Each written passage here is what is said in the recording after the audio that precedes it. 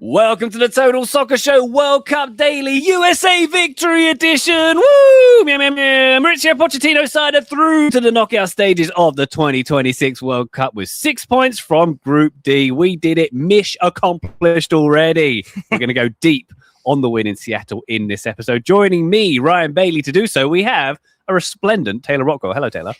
Resplendent, pleased, happy, relieved, slightly anxious, all of the above. But what a game it was, what a performance it was, what a time it is to be here with you too. I believe I'm correct in saying the USA's first ever time winning 2 games in the group stage, at least since 1990.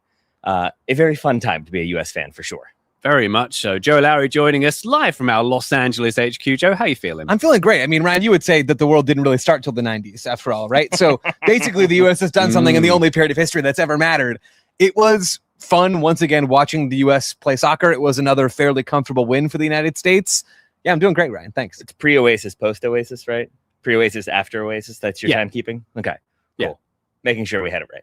PO and PO. We It's a little confusing. Yeah, it doesn't quite roll off the tongue, does it? Very good. Plenty to get to in this episode on the USMNT's 2-0 win over Australia. Easy for me to say. I'm flummoxing my words. You did great on the Australia a bit. Yeah, a little bit. You landed the plane. Thank you very much, Joe. We do land the plane on our bonus feed. Patreon.com/Total Soccer Show is where you'll find our bonus content, video content, and access to our Discord server where all the cool kids are hanging out. And as a little special treat for the folks on our bonus feed, today we're going to be previewing the other games from today, which of course is Scotland, Morocco, it's Brazil, Haiti. What's the other one I'm forgetting right now? That would be Turkey, Paraguay. Turkey, Paraguay. There we go. Those 3 games will be on our bonus feed. Do join us there, patreon.com/Total Soccer Show. Because guys, we just wanted to get to you as quick as we could to talk to you about the US's win.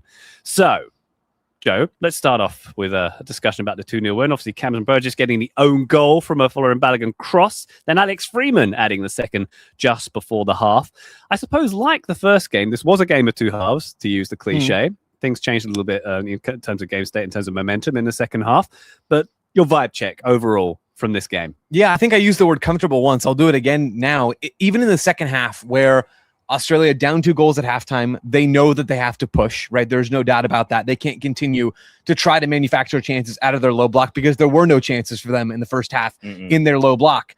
They had to go for it more, and they did. They made a trio of substitutions at halftime. They pushed their line of confrontation higher in that second half and try to go at the U.S. a little bit more, and they had some success doing that. The U.S. were far less dangerous in the attack in the second 45.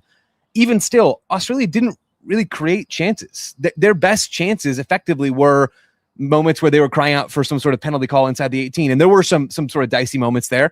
But the U.S., I thought, defended fairly comfortably in the second half. It was not as comprehensive as it was in the Paraguay game on either side of the ball. But Australia also came in with, number one, with a little bit of tape on the U.S., with a clearly more resolute defensive approach. So we'll talk more about that later on. I don't think the U.S. were ever particularly stressed in this game. And that's a really good place to be. Absolutely. I think, like, if you want to find cracks, if you want to find little moments, you can. We'll probably talk about them. But overall, I think this is a very strong performance from the United States. Another very strong first half. I was pretty elated with the way they played. And then the second half, as Joe's already said, I think Australia did change some things, did make the U.S. a little bit more uncomfortable. But I would say that, like, literally physically, because it felt like they started to use a bit more of the dark arts. There was a lot more off the ball scrapping. There was a lot more pushing in the back that didn't get called. Maybe that's just sour grapes for me, but I agree with Joe. Largely, it felt like a lot of the chances were them calling for fouls, calling for penalties, and then maybe shots that happened and then would have gotten called back for fouls off the ball anyway. So it felt like even with what Australia threw at the U.S., there was still not a ton created, which overall is a positive for me. Were we expecting, Taylor, something a bit scrappier than we got? Just I'm thinking about sort of the pre-match. There's been a bit of antagonism between the 2 sides going into this game. There were 7 yellow cards, so it wasn't exactly a clean one. But I think we had one flashpoint in the second half where things got a little bit heated. But I thought I was expecting a bit more angst in this one. I think, once again, it's a situation, and Joe might disagree, but I think it's a situation in which the first goal coming as quickly as it did opens things up a little bit, at least for the United States. And I think for Australia, forces them backwards, kind of has them reeling. And you can see it as like the first half plays out. There's not a lot of possession from them. They're kicking along a lot. They're having to clear. And even when they do try to clear, they're having their passes cut out. And it felt like that early goal for the United States rattled Australia, forced them back a little bit, forced them into more of a reactive posture that largely didn't change until the second half. I thought this game was plenty scrappy. I mean, can you ask for more scrappiness than a scrum in the second half and 7 yellow cards? I mean, I think you sort of reversed your question as you were asking it, Ryan. To me, this had lots of grit. Okay, I wanted more anger then. How's that? Sure. But did you feel like it had that in the first half as much in the second? Because to me, in the first half, it felt like Australia were trying with that a little bit. And I feel like the U.S. were largely like evading those challenges and evading those physical battles. It did seem like they got more drawn into it in the second half. Yeah, Australia certainly brought it. And I don't know. I think this was plenty scrappy on both sides. And one of the things, maybe the thing that I come away from this game, other than some of Pochettino's tactical choices to start the match, I think it's fascinating and promising for the U.S. just how willing to be in the scrap they were. We saw that against Paraguay, where the headline from the opening game at this World Cup for the U.S. is, wow, they played a dazzling game on the ball. They played a game in possession that we've never seen the U.S. play before, that I've never seen the U.S. play before, that people like Taylor who've been watching this team for a little longer than me have never seen the U.S. play before. It was a finesse-filled performance against Paraguay. At the same time in that game, the U.S. ran hard and hunted the ball, and their counterpress was blindingly effective in that match. And we saw at least the defensive bit carry over into this game. I thought the U.S. did some promising chance-creating work in the opening 45 minutes of this game. But Sergiño Dest, maybe to use him as a microcosm of this team, I don't think anybody thinks of Sergiño Dest as a scrapper, right? He's a guy who wants to go and do the flip-flop nutmeg and do all those things we saw from him in this game. And it was great. But he is not always the first person that comes to mind for me as, oh, he's going to go get in a duel. He was first to so many balls in this game for the U.S. I thought the U.S. looked incredibly up for this game, like they did against Paraguay, but with a little bit of a sturdier opponent that they're facing, they had to lean into that defensive side even more, and I thought that was really promising. There's a strong, like, oh, okay, vibe to this U.S. team, where, like, Dest is a prime example. He's happy to play technical, keep the ball moving, have a little flick and trick here and there. But if you knock him around, like, oh, okay, we're playing that game, all right, I'll get a boot in there. I'll get stuck in. Balogun does the same thing with Suter, who I think he briefly forgets and then quickly realizes is 9 feet taller than him and was like, never mind, I don't want to do this. But you know, I think like Joe's correct. I think that was a strong point for the United States. And you see it at the very end of the first half when I think it's Alex Freeman, like shepherds the ball out, like rides that physical challenge. It ends up being a goal kick and the whole crowd gets up for it. The bench gets up for it. And I think there was a willingness to get physical when it was required from this U.S. team. And then I think a key point within that is there's a willingness to get physical, but not get drawn into stupid moments. So there's the moment with Balogun and Suter we're talking about. I forget who it is from Australia comes over. Joe, forgive me for what I'm about to do. Oh, no. But he does the, like, I'm just being a friend thing, but he, like, reaches around Balogun and holds him here and doesn't let go. And you see Balogun just like, let me go. Like, I'm not going to do anything. But if you're wound up, if you're already sort of like running hot and a person does that, it's easy to turn around and shove them off. And then that player goes down and holds their face. Now you're getting another yellow card and now you're getting sent off. So I feel like they towed that line really well. Joe, thank you for not striking me. You're welcome. I didn't even pick up a yellow card like Balogun did after that whole thing. Impressive. Yeah, you did not engage in Nice Spoony there. Restraint. Very good indeed. I think, Joe, as I mentioned, I think we've had 2 excellent first halves from USMNT here, Yeah. and for the reasons you've outlined as well. This one, very positive, good press, dispossessed Australia in some important moments as well. And I think that's maybe if I was going to define the 2 first half performances here, there was a bit more tenacity here, I thought. Yeah. In getting sort of in the final third, like reclaiming the ball. And there's a few moments where I thought there's a hunger here that we haven't seen before this World Cup under Pochettino, which I thought was very pleasing. Yeah, I agree. I think this U.S. team has turned it on in the right moments. I found it encouraging that in the first half, the U.S. married a lot of that defensive aggression with at least little bits and spurts of attacking quality. And the big story from this game coming into the game was Pulisic, will he play? Will he not play? He's got the calf injury. We don't know what his status is going to be. It came out about an hour and a half or so before kickoff that he was not going to be available, not even on the bench for the U.S. today. Now that the U.S. has topped the group and already booked their spot in the round of 32, nothing that they do in the last game will matter. Maybe there's a question of if he plays against Turkey on Thursday. We can talk about that maybe another time. But I did think it was a real encouragement that the U.S. had that sturdy posture against the ball and were aggressive and effective in duels and were seeking those out while they were also creating a few moments in the first half without their best player. I mean, against a team that is as sturdy as Australia, that's not something that we've been able to take for granted about the U.S. teams of the past. Not even like U.S. teams of the past week. I mean, this is sort of a new feeling where we could be at halftime of a U.S. game and they're up 2-0 against a team that showed some real quality in their opener and humbled a Turkey team that was talking a big game. The U.S. was comfortable in the opening stages of this game, and that they did that without Pulisic, and that they had the defensive aggression. They had some success on set pieces. That's the origin of the second goal that Freeman scores, and they created bits and spurts in open play, or really created decently well in the first 45. just again, a lot to like from the US today. And I think you have to credit the players, obviously, for executing the game plan, for playing well, for rising to the occasion, for playing the technical side of the game, also getting into the physicality a little bit. But I also, as long as we're doing like opening thoughts, have to give a massive amount of credit to Pochettino, who I think is doing so much here that is like difficult for me to really get my head around. But the US historically has been willing to scrap, has been willing to be physical, has been willing to run in so many games at the World Cup. They haven't always had the ability to execute the technical game plan we're seeing and to have some of the attacking moves that they have. And that they seem to have blended that approach, I think is, if not entirely down to Pochettino, like instilling some of that competitiveness and like ruthlessness in this team. He just deserves so much credit, because I think that the US can switch what they're doing seemingly at the drop of a hat and largely still execute is to their credit and his, but then also to be missing their like talismanic marquee player who is in every advertisement, I believe. Except for the ones Beckham's in. Yeah. Except for the, excuse me, my 2%, mistake, of course. 2% cashback. French fries silently on a hamburger. That was a new one. But to not have him in there, and then to see the right-hand side in this game be the like McKennie-Dest partnership and how electric that was and how fluid it was and how like many good little passing exchanges there were. And I started to think like, oh, okay, so this is what we're going to do. It's going to be McKennie and Dest. Oh, never mind. It's a ball down the left from Jedi. It's a great run from Balogun, and it's the opening goal still coming from the left side. There is more kind of balance and variety to that attack than I was expecting with Pulisic out. Obviously, the key change, Taylor, Pepe coming in for the aforementioned Christian Pulisic. What do we make of having a front two in this one? And what do we make of Pulisic's absence? I presume a bit less creativity down the left channel, but any other key differences? I mean, I think Pepe was there to be sort of like not even really a target man, in all honesty, because I think he ends up dropping deeper far often than Balogun. I think Balogun is there to kind of stretch and run in behind and give you that vertical threat. And I liked a good amount of what I saw from Pepe. I just don't feel like we ended up seeing a ton from Ricardo Pepe at the same time. But there are moments in the first half, like Joe, I think you spotlighted one where he just, the US has possession, maybe 30 yards from goal. It's like a driven ball from Weston McKennie into his feet. That would be really difficult for most people, certainly me, to control. And Pepe has like a perfect little Trivela layoff. He had a lot of those moments where it was like dropping in one touch pass to kind of keep the ball moving, keep the play moving, or switch the point of attack. But I don't know how much we actually saw of him in terms of sustained possession and attacking sequences. Joe, do you have any thoughts on that side? Yeah, I didn't see anything from Pepe in this game that made me think this two-striker front's going to be a go-to for Pochettino moving forward. But what I did see from the U.S. in this game, and I think Pochettino wanted to have this be a real part of the performance, was they wanted to go toe-to-toe physically with Australia. We talked about Suter and how big he is in the back. This is an Australian team that coming into this game, Sebastian Berhalter praised for saying, I love the way they defend. He really admires how compact they were and how aggressive and physical they are. I think that was something that the U.S. reflected on and wanted to match in this game. And so we never talked about Pepe as an option to replace Christian Pulisic.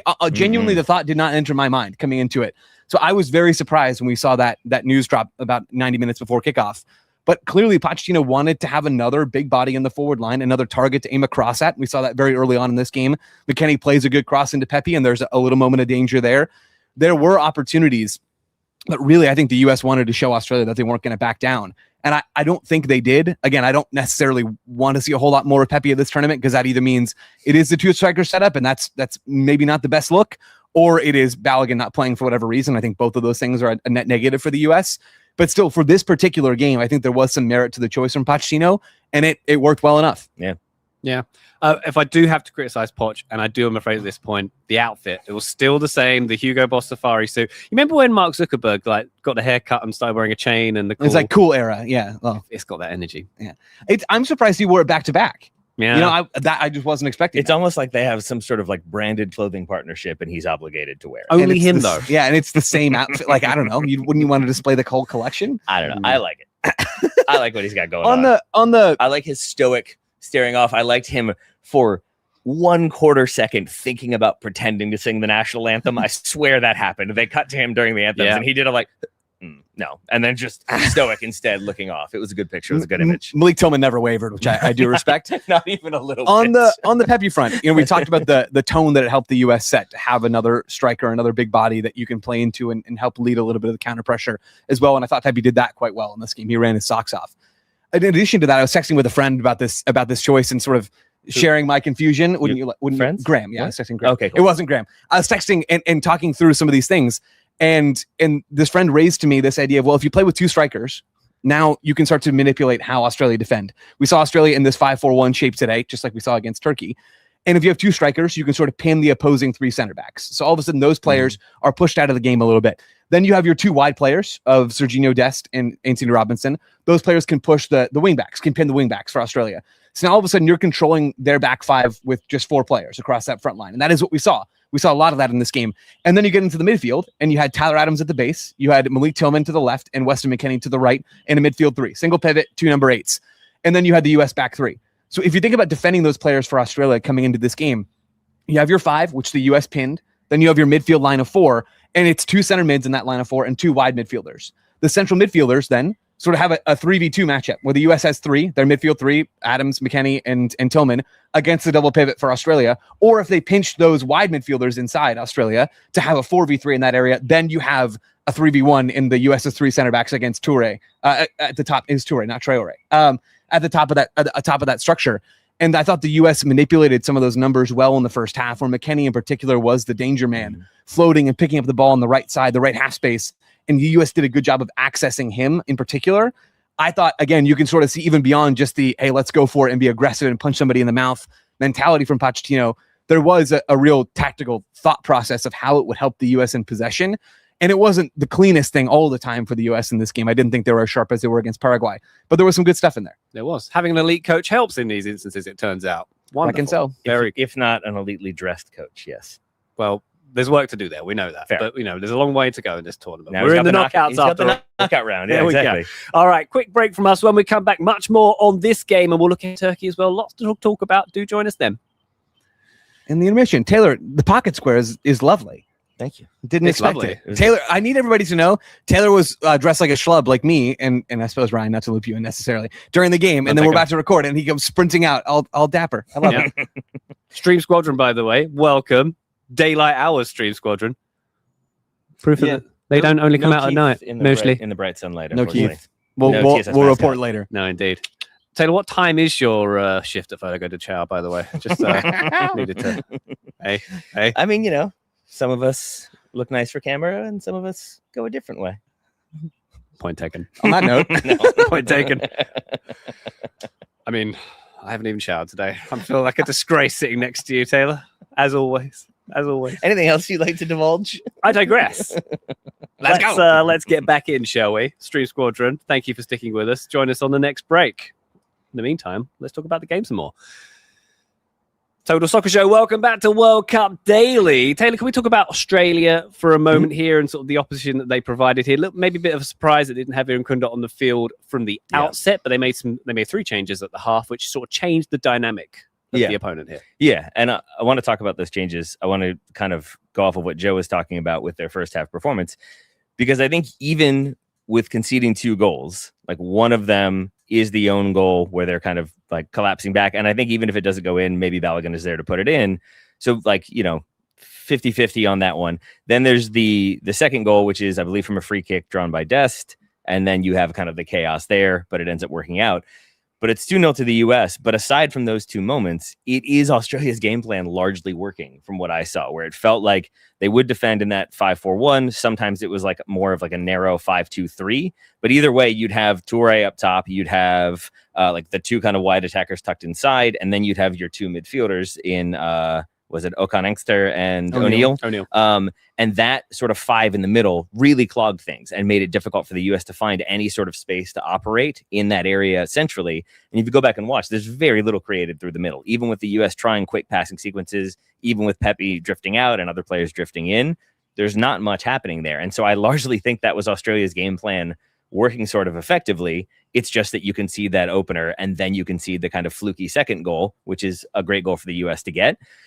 But I think like it would have gone to plan for Australia if not for those 2 moments. And that's where I have like immense respect for what they're able to do in the second half, because I do think they caused problems. And I think they continued to frustrate the U.S. on the defensive side and really disrupted their rhythm, though, in terms of building out from deep. It felt like that's where you saw numbers for Australia push higher up. And it was more of like a 4-4-2 in the second half, at least higher. Then they would drop a little bit more as they needed to.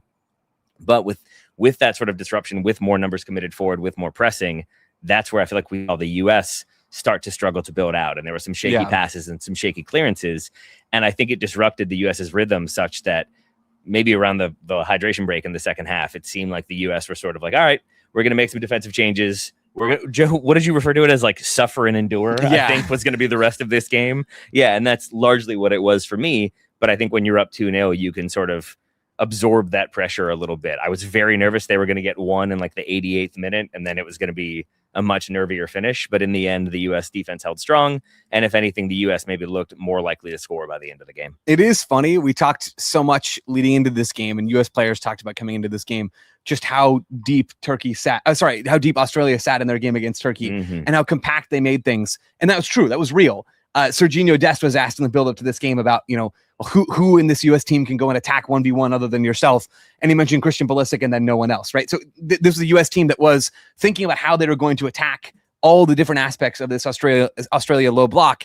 Without Pulisic, it seemed like it was going to be a little bit difficult, and it was at times, certainly for the U.S. in this game. The weird thing is, I thought Australia actually looked better and more threatening to the U.S. when they pressed forward. And not just in the second half. Think back all the way to the beginning of this game. Oh, yeah.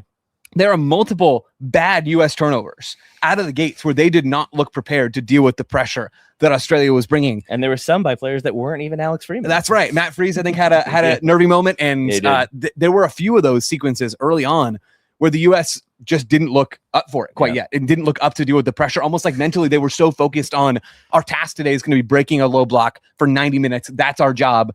And then when the task changed, it sort of took a recalibration moment. So it's just bizarre because I do think coming into the game, even I thought Australia's best chance to threaten the U.S. is going to be in a low block. And I think it was exactly the opposite in this game. And Australia maybe would have been better served by getting more aggressive sooner. Maybe the U.S., and I still think they probably would have found some gaps if that had been the case. But the U.S. did not play an especially clean game all around. They had moments of quality. And I love that you mentioned McKennie and Dest. I thought that played on the right was so good in the first half. Outside of those guys, there was some slop in this game, and that's okay. Like Australia want that, and they were going to always create some of that. And the U.S. is certainly not above that sort of thing. But it was an odd dichotomy from what we thought this game was going to be. There are moments in games like this when we have a very clear, at least we, the armchair pundits, have an idea of how things are going to play out. And it feels like maybe the teams playing also expected things to go that way. Yeah. So in those opening few minutes when Australia were causing problems higher, you could almost see U.S. players being like, you're not supposed to be here. Go to your place. You're supposed to be 40 yards back that way. Like, I'm allowed to have time. What are you doing here? And that can be really disruptive. And I think if you don't sort of stabilize and get your footing, that can lead to a lot more disruption. And it can lead to kind of a complete loss of momentum and just confidence. And so we've seen that happen before where players misplace their first pass, then they misplace their second. Now they're having to think about that third one. And maybe they're not playing as automatically or as fast as you need them to. And to their credit, it felt like the U.S. largely got out of that. And especially once they got into like midfield areas and further forward, that's when the passing just became so much faster, so much more dynamic. The movement was so excellent. And it felt like they were able to gain that confidence very quickly that you need to not have it become a quicksand game. Yeah, when the U.S. pinned Australia deep, they looked comfortable. Yeah. The U.S., they didn't look especially frail outside of a moment maybe in the second half that I do want to get to later on where we saw some cracks show. But really, this U.S. team looked so much better in the game that they prepared for in the game compared to the game that they didn't. And I think it was to Australia's detriment that they didn't force it more into the latter category. Would you gents like to guess who the highest rated player on FOTMob is from this game? I would not. It's a clear distinction as well. Is it Weston? It's Antonio Freeman. Not Antonio Freeman. It's not even. I wonder. It's Alex Freeman? It's Alex Freeman. Yeah. He's got an 8.5 on FOTMob. Antonio, of course, famously scored in Seattle in his career too, but not good for him. Continuing the family legacy. It was a great moment for Alex Freeman. That goal. Yeah. It's initially ruled offside, and then we get the replay, and there's the sort of, is it not? And then very quickly it became clear that it wasn't. There was a Australian player that had kept Alex Freeman well onside. Australia wanted to argue that Balogun, who was, I think, offside, but also maybe not offside, was interfering with the play. I actually don't think he was offside now that I think about it now. But they wanted that call to go the other direction, of course, and then the U.S. get it. And there's the great celebration down on the near sideline, and you have everybody up off the bench celebrating with Alex Freeman. I mean, how cool is that, right? This is a kid who very recently was not even playing in Major League Soccer. He's an MLS Next Pro, gets the jump up to MLS. Pochettino really beds him in during the Gold Cup, becomes a starter. I mean, I love that moment so much. What I will say is, and the reason why I sort of poo-pooed that from the start is, I don't think Alex Freeman was very good in this game, to be honest with you. I think he was quite sloppy on the ball. I don't think he showed anywhere near his best. And there's been a lot of sloppiness from him in both games now, which is a little bit of a concern. And to broaden it out to the U.S. backline, I think there are some definite concerns there. But I do love that Freeman had that moment. I think it was really sweet. I agree. And I think it's a thing, it's going to be two things sort of performance where he's like, he gets that goal. He is physical when you need him to be. He is winning aerial challenges. He is the one where he has the head collision where he gets in there and he has like no business winning that header, but he does. And he has got some ups to him.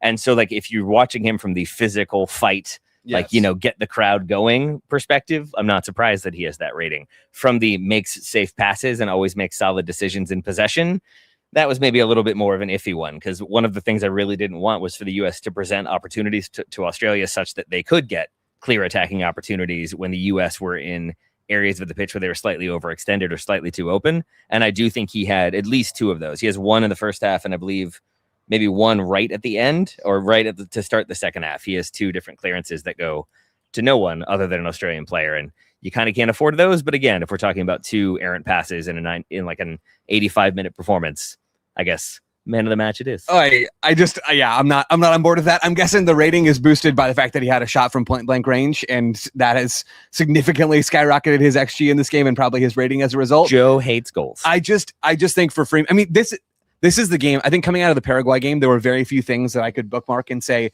hey, that's a little bit of an orange flag. Let's keep an eye on that moving forward.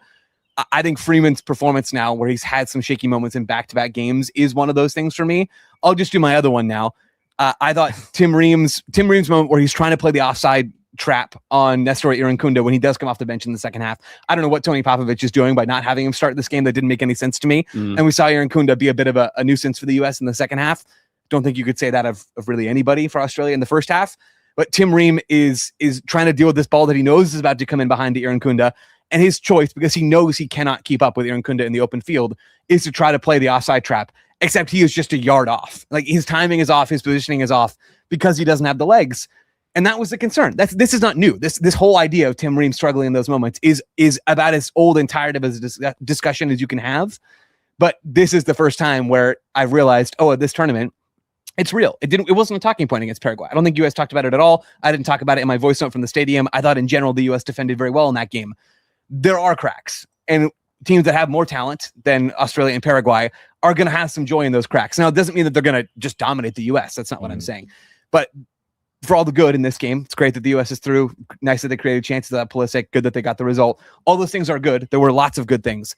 There are some orange flags that are starting to turn crimson for me. Orange? Yeah. Well, I mean, orange is like hold almost on. red, but not quite. Hold on. You know? So one moment like that, and suddenly it's turning red from orange? Yeah. I mean, we've Crimson, seen Taylor. crimson. We've We've seen Tim Ream defend in open space, right? Like, this isn't new.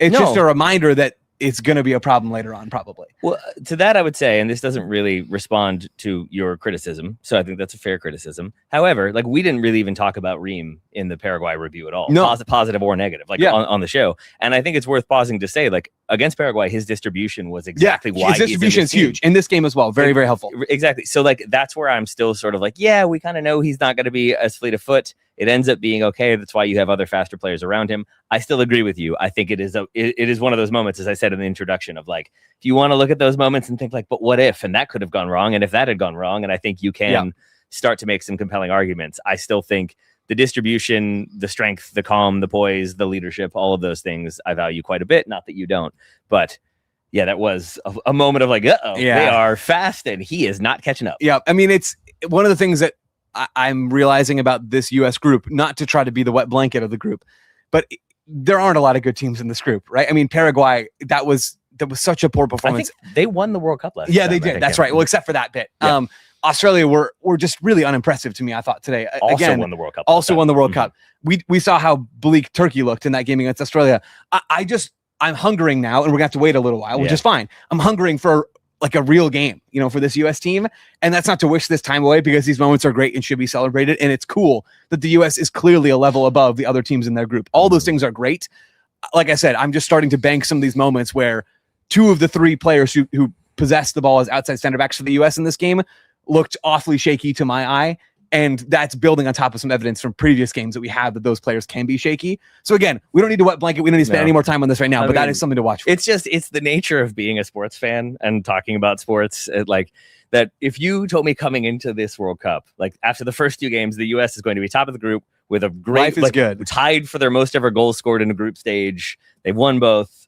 Like, I'll be like, that's amazing. I'm so happy. It is. And now as soon as it happens, it's like, yeah, but like, what have we learned and how good are we going to be? And what about this? And our Turkey that strong? And at the same time, we've seen plenty of teams struggle at this World Cup to play teams that are like perceived as being weaker or more vulnerable. And I think we've seen teams drop points and get losses. Totally and so agreed. I think for the U.S. to be as relatively comfortable in these two performances, Absolutely. I mean, it's what you hope for. But to your point, Joe, there is still reason for caution, but there is also a lot of reason for hope and optimism. Yes. And that is ultimately like the thing that I kept finding myself going back to in this game is I think in World Cups past, like in thinking about how the U.S. has never won 2 games in the group stage since I've been alive, thinking about the times that they do get out of the group, there are always those like, oh man, I hope we can scrap our way to something. Like against Slovenia in 2010, it's like, oh man, I hope we can hold on. And against Portugal, it's we got these 2 goals. I can't believe it, but you're hoping and you have no idea if it's going to end up working out. And maybe we can get a draw, maybe we can get a goal or something like that. And it was fun to go into this game expecting the U.S. to be the stronger team, not taking us still having a belief that like this team seems like they've got answers and they've got ideas, and they showed it today again. Definitely so. And not to dwell too much on a negative, but we mentioned some cracks and some slots. Sure. And mentioned some of the defensive players here. Is there anything else, Joe, that's a concern for you? Maybe if there's anything else that can be changed going forward. Honestly, those are my big things. I think the positives far outweigh, Taylor, to your point, the negatives from this game. Other than Ream and Freeman, those were the sort of flashing warning signs to me a little bit as we do look forward for this group. And I talked about maybe how I don't love the 2-striker look for the U.S. in most games. I just don't think it's the way that they can get the most talent on the field if everyone's healthy, and maybe even if everybody isn't healthy. But no, I don't. I think I pretty much emptied the tank on the bad stuff here. Good. Taylor, anything else?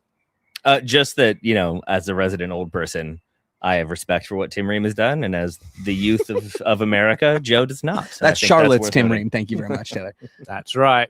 Captain. Very good. Captain Crunch. Hey, all right, let's take one more quick break. When we come back, more on this game. We'll look forward to the Turkey game and the knockout rounds. They're coming. Join us then.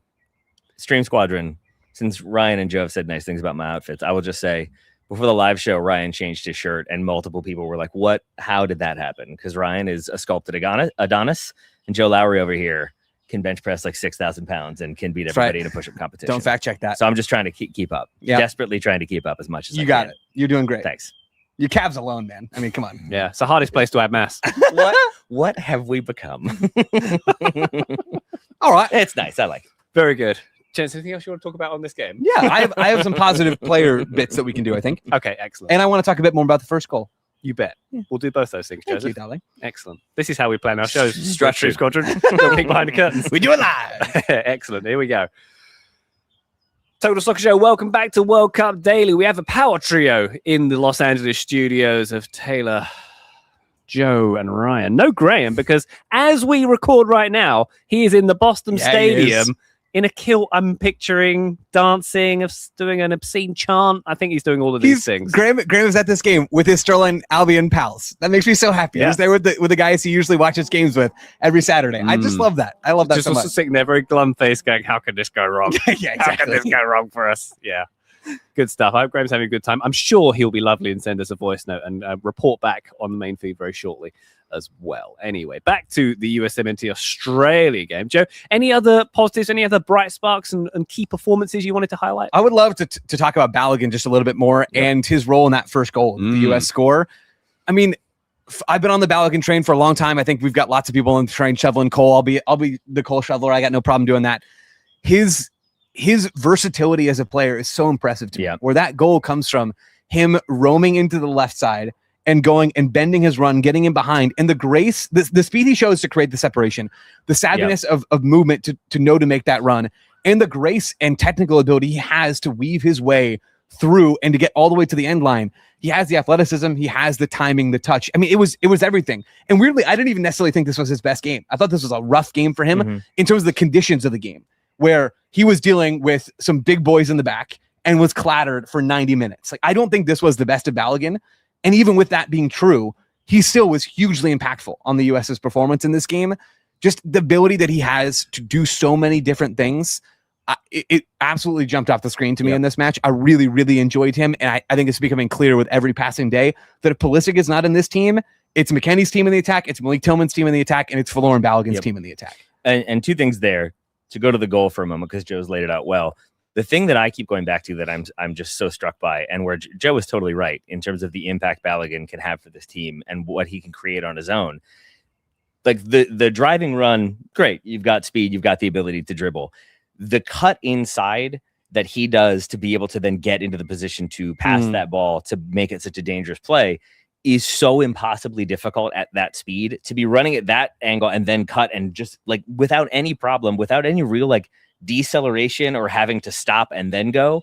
And it's that sort of fluidity. It's that immediate being able to change the angle that if you don't have to slow down, defenses can't get into transition. If he takes one more touch there and slows down 20%, now the defenders are in the position, that ball comes in and it's cleared. But because he is still moving at such a fast speed, the defender's trying to get back in time, puts it into his own net. And it's that like angle of change plus acceleration. There's some physics in there. I wasn't good at physics. I think I got a D. So I don't really know, but I'll say that was very good. But then to your point, like he gets knocked around a lot. He is kind of isolated for large stretches of the second half. And that has been my source of frustration with him in the past for the U.S. is I felt like when those games happen, when he is a little bit isolated, he just kind of gets lost and he isn't as impactful there. And he's kind of waiting for the ball. Not really a criticism of him, but it feels like maybe sometimes he gets lost in the game. And in this one, even when he's not involved, like he's just seemed to relish like, all right, we're going to fight, then let's fight. And like, I love that he just was like, okay, I'm going to battle. I'm going to back into you. I'm going to try to like get you to foul me. I'm going to like absorb this contact and try to draw fouls. And it felt like he was working as much as he could, even in situations that were not comfortable or to his advantage to make something happen. And I thought it was, you're right, not like the best game from him, but it was a pretty impressive performance in different ways. I think the only thing holding me back is the moment he has in the second half. It's the breakaway and he gets tracked down because the touch he has is just a little bit sloppy. We've seen him be a bit sharper there, and there were maybe a couple of hold-up play moments where I think he could have done a bit better, but he was still really, really helpful for the U.S. in this game, and that's not always something we've been able to say about strikers for the U.S. at a World Cup or not. Big change from 2022 in that sense from Balogun. I also want to say on the first goal, it is strikingly similar to some of the sequences that the U.S. has against Paraguay, where if you cast your mind back to that game, so often it's McKennie and it's Pulisic and even Dest and Tillman and Balogun. I mean, really a lot of the U.S. attacking players. McKennie maybe did the most early on in that game, just knifing in behind. And it was usually a U.S. player dropping back towards the ball, and then that would trigger this counter movement, right? Like this natural reaction in the U.S. team to go and have someone run in behind.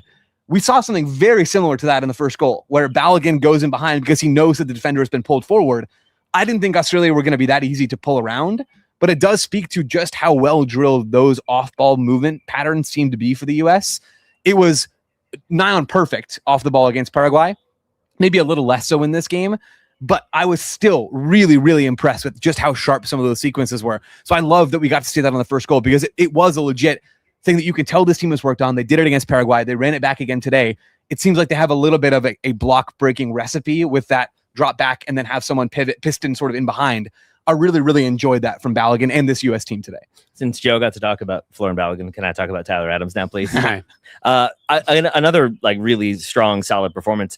I don't have a ton of notes on Tyler Adams. I think because he had the type of game where if I go back and watch this game, then I will have more notes on him because I think he's doing a lot of work off the ball and behind the scenes. But then he also has moments where he's leading by example. He gets kind of cleared out, clipped, stepped on by Lecky early in this game. And again, I think Joe was the one to spotlight that. Adams sort of was like, all right, he's not getting a card for that. It felt like that. I'm owed one then, right? Like, I get to do it again. And I like that he kind of had the like, okay, all right, let's do it then. That's how we're going to be. And he does. Like, he gets stuck in. He goes in hard on challenges. But I love that at the same time, he never seems to get lost in the moment. He never goes over the top of the ball and gets himself at risk for a red card. And when he is a smaller player against an Australia team that had like 4 9-foot tall players, I think. I don't think that's an exaggeration. Like, you would understand why a player would then maybe feel the need to be even more aggressive to make a statement. And I like that he always kind of seems to play to a level, but then also never loses his head and always like keeps the team, I think, front and center. And that's yet another reason to love Tyler Adams. So I feel like he had that kind of like warrior leader mentality that I want to see. I thought Chris Richards had another really strong performance. I'm struggling to think if he had any misplaced passes or any moments like that. What I did see was him winning a bunch of stuff in the air. And then he is increasingly a player that I think of as having go-go gadget legs, where like just when you think he's not going to be able to step across and just poke the ball away, he does. And he doesn't make contact. He doesn't really like go through the man where then you're conceding fouls and free kicks and you're letting the game slow down. He just seems to wait and read and strikes at the exact moment to have that stick or have that poke tackle. And I thought there was that combined with being good in the air, combined with also being physical when it was required. I thought it was another good game for him. And he's another one who gives me a lot of confidence going forward, even if he picks up a yellow card and maybe is going to sit against Turkey as a result, which gives me less confidence for a good game against Turkey. Very good. Any of the changes, any of the subs we want to highlight? I think, Taylor, you correctly called the bear halter moment when it came.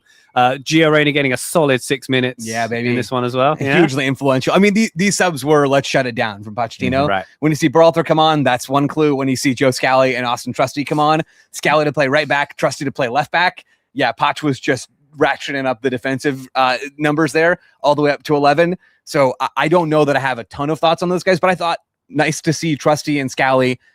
Did Scally make his World Cup debut today? I think so. Regardless, he didn't play in 2022. There you go. So yes, nice to see some guys, and Haji Wright as well, not making a World Cup debut, but nice to see him at this tournament. It's fun. I just didn't think they were especially noteworthy. The only thing I'll say, and like maybe this is a me thing more than anything, I like seeing players used, like the majority of the squad starting to be used, or more of it starting to be used, because sometimes I think if you bring in your 26 player squad and then you use 11 and you use the same 11 in the next game and you're using the kind of same couple subs, it feels like, all right, so he's got an idea of his 11. He's got an idea of like the few other players he trusts.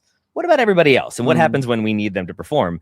And I do like that he gave more players more minutes in this game, and we saw more of the bench being utilized. And it feels like, at least to me, that means there are clear ideas about how to utilize that bench and when to utilize certain players. Like I thought we might see Tim Weah in this game because he can be such a vertical threat. But I think as that second half goes on, the U.S. want to be less exposed. They don't want to get stretched. They don't want to risk getting countered on a counter, for example. And so I think that's why we don't see Weah. So even though I'm disappointed he's not there, I'm sure his dad was disappointed, who was also in attendance and looked very nice in a clean white outfit. I think it still makes sense why we didn't see Webb, but did see some of the other players we saw. Lots of people dressing up nice today, huh? Very good.